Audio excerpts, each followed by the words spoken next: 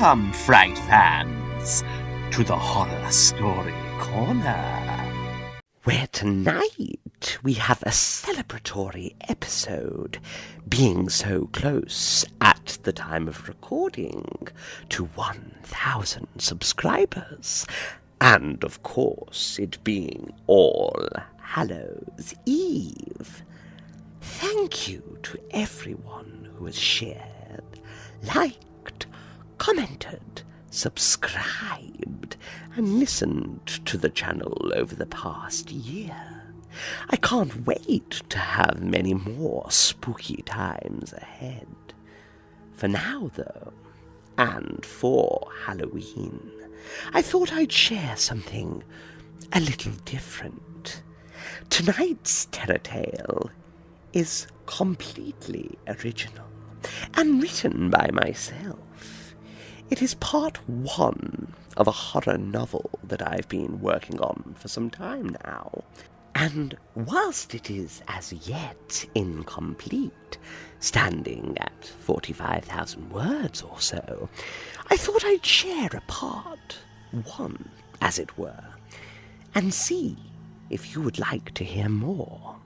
It centres around a man named Sam, who, for reasons unexplained, is driving late into the night, and is being pursued by something that will drag him, kicking and screaming, to places far worse and far more nightmarish than the Horror Story Corner. I hope you enjoy part one of Haze. Prologue. A death. There was no light. There was supposed to be a white light, and once enveloped by that shimmering beauty, that is, at the same time dazzling and comforting, paradise should await. Books older than time, men with wisdom for brows, who are adorned in the righteousness their God has graced them, teachers, the worthless, talk show hosts, accident survivors, and films concur.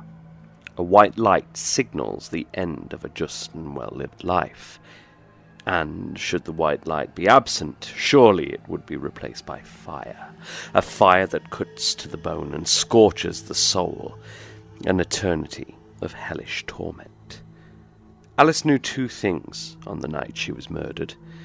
As she lay on her back, eyes glazed and fixed on the support beam that ran vertically above the bed, she knew that death wasn't going to be her end, and she knew that every preconceived notion had been wrong. Death wasn't a comforting white light, nor was it the screams and heat of a billion burning souls. It wasn't nothingness, and it wasn't nirvana. A fear crept over her discorporate form, a fear that emanated from everywhere and all at once. Perhaps crept was a poor choice of word. Poured is more apt. Leaked, sputtered, oozed. Here fear had a thick liquid form, more corporeal than herself, and it coursed around in the areas that had once been her veins. She looked away from death for a moment, and back at the body which had once belonged to her. There was a dark figure moving around in the same room. It was making jerking movements viciously. Then there was a spark that was followed by a burst of heat. She watched as the room she had loved in, the room where she had felt her first painful pangs of labour, was engulfed in flame and reduced to tear-laced ashes. No need for the body where I'm going, I guess, she reflected. Then she turned back to face it, and her fear vibrated throughout the expanse. Death was living, paradoxical as it may sound. It twisted and snarled behind eyes of stars and knowledge unknown. The closest description her looping mind could grasp at was a snake, with the head of a dragon, like something from a Chinese New Year parade, only nothing like that. The thought was easily dismissed. The slithering-like noise that accompanied its movement was hideous and haunting. It lingered in the ears after it ceased. Alice closed her eyes, but was no longer greeted by a comforting darkness, and instead there was a vision, hands pushing tightly around her throat as something cold and pinching let the blood drain from a 3-inch slit in her chest. With a start, she opened her eyes wide once more, not daring to even blink, but still wanting desperately to shut everything out. Death's eyes turned sharply and shone their light straight at her. I understand now. This is the white light. This is the tunnel, Alice mused. She thought it quite funny in that moment, and came as close as she ever would again to laughing. Then the light was immediately replaced with a pulsing dark, a toing and froing that she instantly synchronized with, and quite without realizing, she slowly became Death too. Death was her, and she was Death. And for a second, she thought that she understood, but it was fleeting, and the idea was a little less than tangible. Death breathes. Am I breathing? Am I Death? Alice asked the abyss. Within the breath of death she felt a rumbling, but it was quiet, almost gentle, and all at once she felt any fear wash out of her body, carried away as the rhythmic breath continued to expand and retract. Then came a noise, small and young. It was the voice of death. It was childlike, and that made sense to Alice, for if a creature were immortal, and surely death, which she was now a part of, was, then it followed that it must be far younger than the infinite stretch of time that lay before it.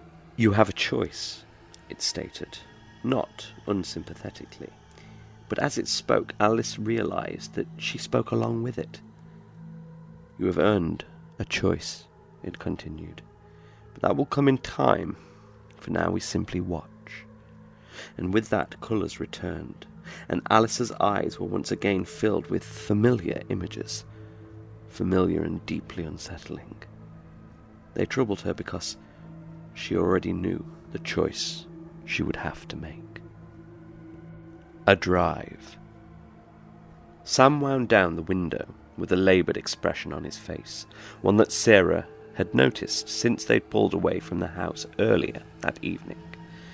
She thought that until this point it had just been natural stresses, but there was something else there too, something she only noticed now. A phantom line, a shadow, chasing its way over his eyes and dragging down around his mouth. She stayed silent.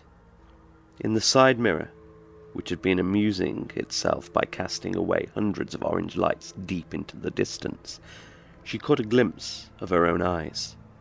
They held a secret, one that she could never tell Sam, one that she could never tell anyone.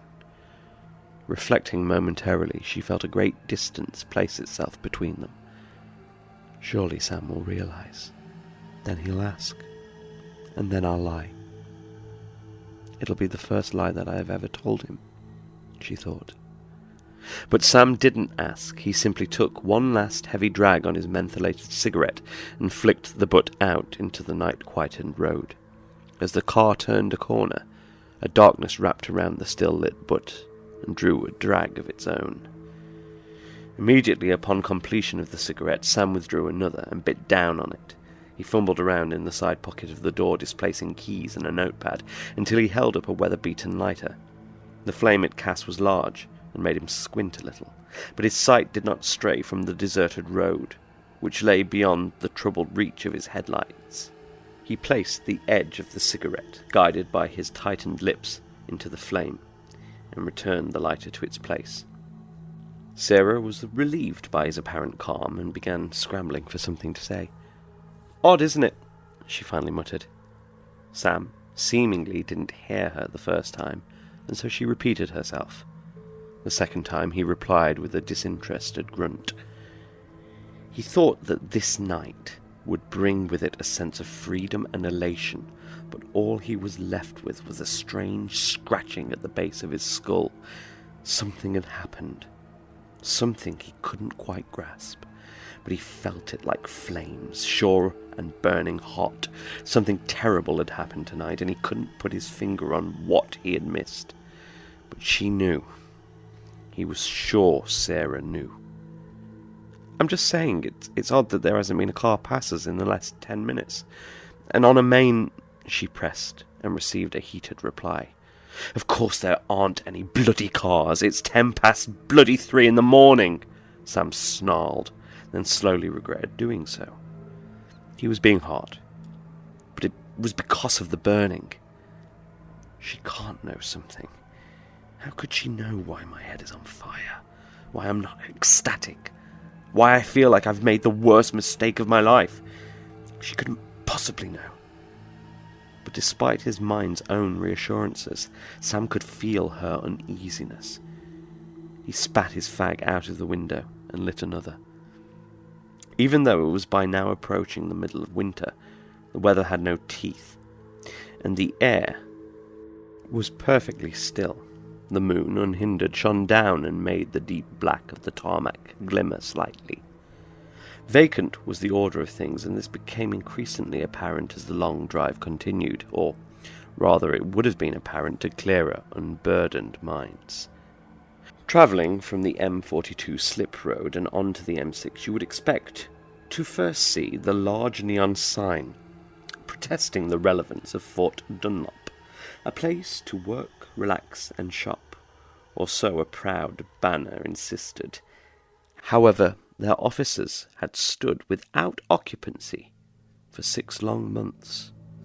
Next, you would surely notice the concrete field of Birmingham's many multicoloured cranes, raising themselves into salutes towards the raven-black sky, unsightly to all but children who would drift by in their chauffeured cars and stare in wonder at the thousands of mechanical arms frozen in place, expecting them to mobilize and gain a sentience at any moment, welding together with one hive mind into a towering transformer-like beast ready to charge towards the city. Following on from these, you'd be struck by the vibrancy and playfulness of Star City, Birmingham's mecca for those that are both young and young at heart. Afterwards, you would hear the wheezing of exhausts as they spiraled their way around the many loops of Spaghetti Junction. Off in the distance, and even at this time of night, you would see the twinkling lights of the city, attempting and succeeding to outmatch the stars, which hid from their dominating light. All of this you would see on any other journey, but not this one. Nothing was in its rightful place, and all that existed was night. This journey was plagued with vacancy, and followed by something worse. Just out of the corner of the eye, it watched and it waited for the perfect moment. Sam noticed none of this, however, due to the terrible itch he couldn't scratch that was gnawing at his mind. Out of the windows the darkness loomed, allowing no more vision than that which the battery of the old, beaten Nissan Micra could produce. He turned from it to look at Sarah. She was vital to him, and yet carried with her something horrific. It was in the way she stared out into the nothingness, as clear as an active railway crossing. "Sure is dark tonight. Fog, maybe?" she offered with a smile. Sam didn't bite. He took out another cigarette and retraced the events of the day. There was a terrible hole somewhere. Something he had missed. Something he should have done himself, and the flames licked him hard. A scream? Was someone screaming? Was someone dying? He hit the brakes hard when struck with a sudden clarity. The rapidity of the halting vehicle displaced Sarah from her seat and sent her hands sprawling out for the small plastic dashboard in front. "When did we leave the motorway?" he asked, hit suddenly by a growing, sickening disquiet. "Over an hour ago. Is there anything—" "Crap! Sorry. I know I'm shouting a lot tonight, it's just... Well, you should know," he said. "I do," she replied. She didn't know completely, but she suspected. Sam turned to his phone that was positioned to the right-hand side of the windshield, and held upon a stand that had resided there for so long it was now fused to the glass. Bloody hell, bollocks! What is it? The alarm in her voice had a quelling effect upon him. The sat-nav, there's no signal. I was off in my own world, driving God only knows where, and the damn sat-nav had no signal. We're lost. Try not to worry, she added, trying to appease. Not to worry? Come on, Sarah. What if we're stopped? What if I'm recognised? Sarah took a mock cursory look around and giggled, an act which caused a hatred in Sam to surface, and it held enough power for him to visualise slapping her right in that stupid mouth. Guilt pulled at him too. This wasn't like him. If it hadn't been for today, he would be as sweet as any man who ever lived. But he was tired and hardened, and her stupid, puffy, overpriced lips wouldn't tell him the one thing he knew he needed to put out the fire. Who's going to recognise you? There hasn't been anyone around for hours, not a single car. And the strangeness of this realisation rang through his mind. Sarah might well be a liar, but she was, at the very least, making sense. There hadn't been a single set of headlights cross their path, or any other light, for that matter, in longer than was possible. A great sense of claustrophobia began to settle round his stomach and squeeze tightly. He felt like a pig who, having greedily followed a trail of offal, heard the clicking of a sliding metal gate close behind him. His foot, ostensibly of its own accord, and with great force, found the accelerator and fired the car off along its now preordained path. From the darkness, it continued to observe, but the time had come for the watcher to weigh in. With his brow fixed low and his eyes widening to a startled gape, he punched at the fuel harder and tugged the car along at full force. Every now and then Sam would fix his mad stare on the rear-view mirror, as if expecting some shadowy hand to reach in through the glass and strangle him dead in his seat. Sarah moved uncomfortably in hers, but the lunacy in Sam's expression served to keep her lips pursed. Instead, she opted to hold on as tight as she could to the loosely attached passenger assist handle. Unending blackness swarmed past, and as it did, Sam swore he could hear hissing within it, snakes of innumerable masses slithering and conspiring against him with heads of dragons and tongues of fire, fanning the already mammoth flames at the base of his skull that were driving him and the car ahead at an increasingly maddening rate. For a second it seemed that death himself was pursuing, and if that were true, then Sam could only resign himself to his fate. Death, after all, is a mystery that cannot be solved until the final, fateful moment. It was not death, however, who intervened that night, but a simple shape that lay ahead in the middle of the road. A shape that, as it hurtled ever closer, took on the lines and dimensions of a man. "Holy hell, Sam! You're going to hit him!" Rose screamed. Or was her name Sarah? Quickly he slammed the brakes and turned the wheel anti-clockwise, as far as it would allow. Missing the shadow by mere inches, the car veered straight off the road and, to Sam's utter despair, down an unseen and steep embankment. There was a short struggle for control, a harsh, crashing thump, a high-pitched noise, like the kind you'd hear when getting your ears examined, and then nothing. A dream. He sits in the triangular cupboard under the stairs and waits. The door will open and close. The door will open and close. He was sure he had done enough to fool him, and maybe by the time he crawled out from the cupboard and his temper had calmed, then he would be all right. "Sammy!" the voice of the monster called. "Sammy! I know you're there, you little worm. Come out and face me like a man. I told her you were yellow. You've always been yellow. Come out and face me." He doesn't know. He couldn't possibly know. How could he know that I didn't run out of the house? Why didn't I run out of the house? He could hear the beast smashing its way down the stairs. Glass shattered and porcelain crashed. I know you're still here. Think I don't know all your stupid pissing tricks, you little twat. He prayed, even though he never really believed in a god. How could he believe in a god that would allow a young boy to have this kind of life? He bit down on his fingers, hard enough for small streams of blood to trickle down them. Please, please, don't let him find me now. The base of his skull was on fire as the cupboard door began to pull open. A watcher. A ringing noise drew Sam back from his dreams to a point of near consciousness, and a thin strip of vision began to widen with shapes taking form.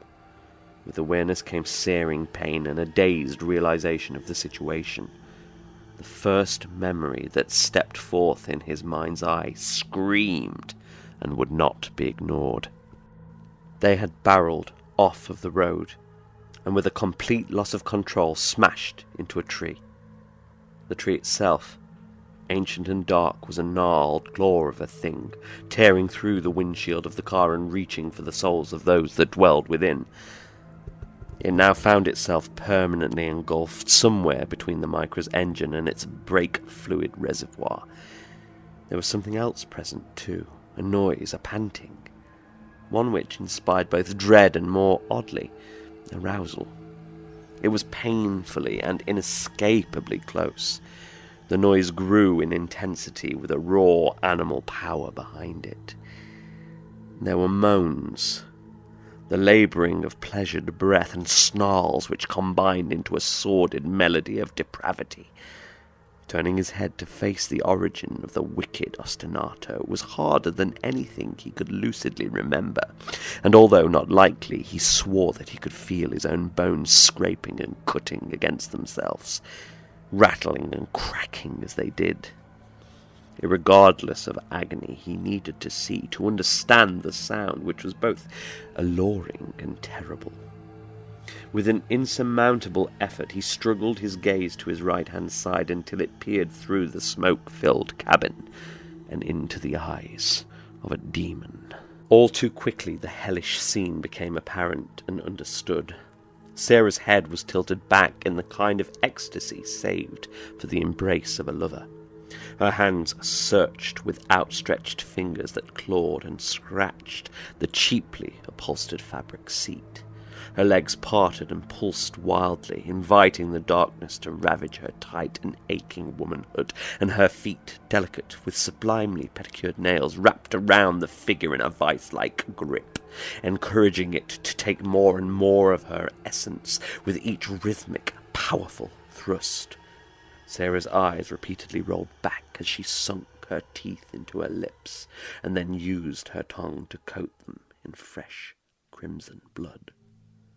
There was something in her submission that was thoroughly unher, something in the dull hum of her throat and the occasional glimpses of her eyes that made him question if it were really the Sarah he knew at all. Sam could do nothing but watch, horror-stricken, as his vision moved from her supple and alluring form to that of her macabre midnight caller. The empty sockets of the beast's face fixed on Sam, as it too grunted with pleasure.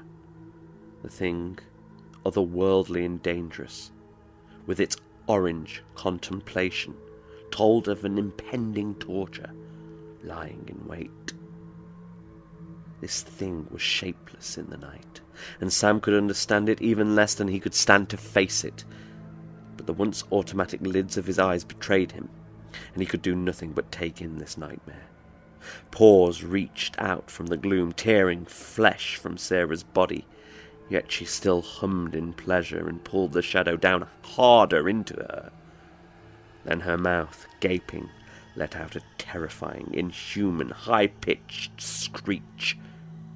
After, and mercifully, the scene blurred, lost focus, and vanished, replaced by vibrant imagery of beautiful flames lamps, flames that he himself had lit. They burned down his life, burnt away everything he once was. And from the ashes he rose like a phoenix towards the smiling embrace of the heavens. The world was perfect and serene from above, but all too soon he found himself being pulled, with a stabbing pain in his stomach, down towards the smouldering wreckage of a bright yellow Nissan Micra. His eyes opened again, but this time it was to smoke. It filled his vision, making tears force their way out in streams. Fondling blindly for a way to open the surprisingly intact windows, Sam felt an agony spread up from beside his navel and motioned his hand towards it. His shirt squelched under his fingers, and he realized that he was hurt. But the lack of wooziness and his slowly recovering clarity hinted that it was superficial. Once he had found the handle for the windows, he turned it viciously, and the air cleared somewhat. As his sight returned, he first looked down at the cut to his slightly overindulged gut, and as he'd anticipated, it was a real squirter, but not real deep, all sparkle and no substance. Then he remembered the beast. It was screwing her. Panicked, he turned his gaze towards Sarah, expecting to see his father. No, the shadowy creature still pressed between her thighs. However, all he was greeted with was the sight of her head slumped against the cool glass of the window. Noticing the semicircular mark of condensation near to her mouth, he was sure she was still breathing. A dream. A feverish, mad dream. That's all, he told himself. Beyond the glass, there was nothing to indicate location or life, but Sam could not afford to dawdle. He and Sarah, were in a precarious situation. The vehicle would have to be ditched, but it could be easily traced and linked back to him. Luckily, there was a spare canister of gasoline in the trunk, so Sam quickly formulated a plan. He would have to take off the license plates, just in case the fire wasn't enough. Happily, though, it would eradicate most of the telltale DNA signs. Screw DNA to hell, he thought. Things would have been so much easier 50 years ago. Screw it to hell. Then, if he was able to rouse Sarah, they would hitchhike the rest of the way. He began to imagine what he might say to an inquisitive driver. We're just a newlywed pair of backpackers, perhaps. No, that wouldn't work. Please, sir, we're lost. That was better. Lost on a walking tour. Those were popular, weren't they? I'd read about them, a Camino or something of the sort. We ditched our backpacks a while ago, when we realised that we were lost and we were weighing ourselves down. Please, gentle sir, could you give us a ride? But then there'd be a witness, someone who could place us and describe us. I suppose after we got to our destination, I'd have to... Sam was rudely pulled from his thoughts by a small groan coming from his unconscious passenger. Inspecting her quickly, he satisfied himself that any injury caused was not life-threatening. Sex between the two of them had been electric, and she was a woman with a simple mind. The kind of woman that was easily led, easily controlled. There were downsides too, of course. For a start, she didn't know when to keep her mouth shut. Second, and worse, she lied. He could feel it again. He couldn't trust her, and yet he was too far in, too far gone. He was forced to keep her, for now. Unimpeded, the door of the car swung open, letting in a whisper of cool air that tingled and revived him. The cabin light sprung into life, revealing shattered glass, some of which had embedded itself into the soft skin of Rosa's palms, Sarah's palms. Why do I keep doing that? Sam thought. You always bought her roses, didn't you? Afterwards. Every time afterwards. Almost like you expected those beautiful flowers could hide the horrors just below the surface. He was careful not to stick himself on any of the shards and managed to retrieve his lighter, cigarettes and phone. The battery was low, and the signal was even lower. Lighting a cigarette with one hand, he placed the other on the outside roof of the steaming wreckage and hoisted himself out into the night. It was a foreign land out there. He could see nothing but mere traces of his own body and the shape of the car in a night which was so dense. Darkness encircled him, and within that darkness there was absolute silence. A kind of maddening silence, so quiet Sam was sure he could hear his own blood rushing about his body. Had it been so silent in the car a moment ago? He couldn't remember, although he didn't chase after this thought for long. A queasiness had grabbed him hard, and he stumbled to his knees to expel the full contents of his stomach. Not much to expel. A little whiskey and an almost digested taco he'd sucked down whilst on the road. Composure returning, he stood up again, and was slowly moving along the perimeter of the car towards the boot, when from the darkness like a bullet came a solitary noise. Crack. A small branch underfoot, but Sam hadn't made it. The snap had come from somewhere in the night. It wasn't far from him, and all at once Sam felt its presence, the unseen and unknown watcher. For an instant, one sliding, terrible second, he saw, or he thought he saw, two burning orange flickers, like eyes carefully regarding his every move. He was scared now and shaking, his heart a jackhammer. Beads of sweat had begun to form like soldiers along his protruding brow. Yet instead of turning away and running, he summoned up a deep courage and called out into the night after the concealed spectator. Then he stood unflinching and watched the gloom. "Look at me now, Pa. Aren't you proud of your little Sammy?" he thought. "Manned up well, didn't I? Didn't fall so far from that old tree." He called out again. "Anyone? Is someone there?" Nothing happened. Not a murmur. So he continued. Had an accident, you see. Is that... Then his bravery was thrown off by a closer, much more threatening sound. A low groan filled his ears, and absurdly seemed to come from several directions. Being a coward was one thing, but being suicidal was another. He turned back towards the car, and made his way quickly to the open door. As he did, he could swear he felt hot breath against the back of his neck, which sent goosebumps firing up along his arms. There was a whisper in the breath too, but he didn't for a moment believe what it said, or believe it to be real. Still, when he had managed to get back into the car, without injury, and after he had slammed the door, manically, locking it as he did, he sat there, peering out of the collapsed windshield, turning the whisper over and over in his mind. Nothing. My own thoughts. No truth to it. No truth at all. Well, quite the series of unexplained mysteries. Let me know what you thought, and if you'd like to hear more, I will ensure further portions become available in the future.